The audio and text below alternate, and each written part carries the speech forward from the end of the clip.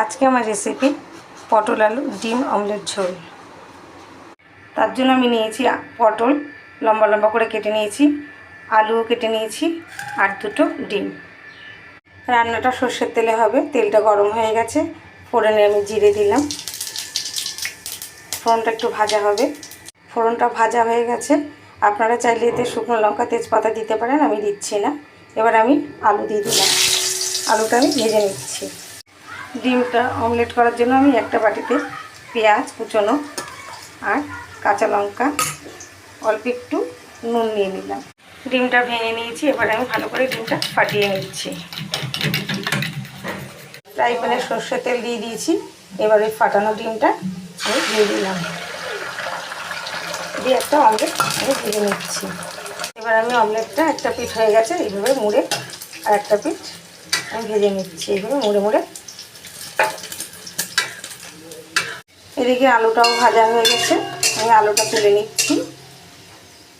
এবার কেটে রাখা পটলগুলো দিয়ে দিলাম, দিয়ে ভেজে নিচ্ছি। ডিমের অমলেটটা হয়ে গেছে, আমি তুলে নিলাম। এইভাবে আমি আর একটা ডিম ভেজে নিচ্ছি। পটলটা ভাজা হয়ে গেছে, পটলটা আমি তুলে নিচ্ছি। ওই তেলেই আমি কুচনো পেঁয়াজ দিয়ে দিলাম,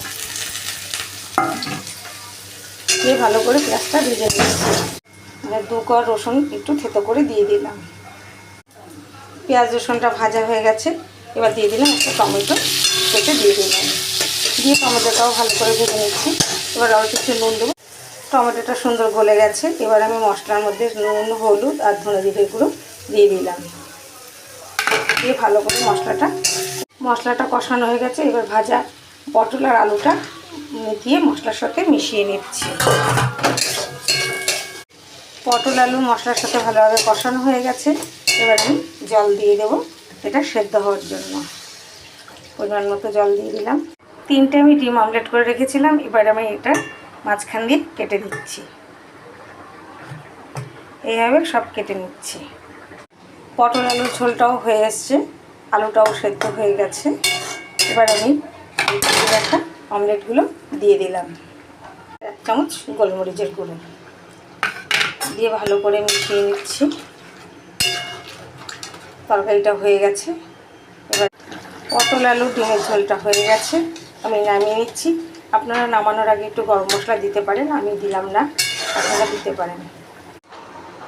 পটল আলু ডিমের ঝোল রান্নাটা হয়ে গেছে। আমি যেভাবে করেছি আপনারা সেভাবে করে খেয়ে দেখবেন, ভালো লাগবে।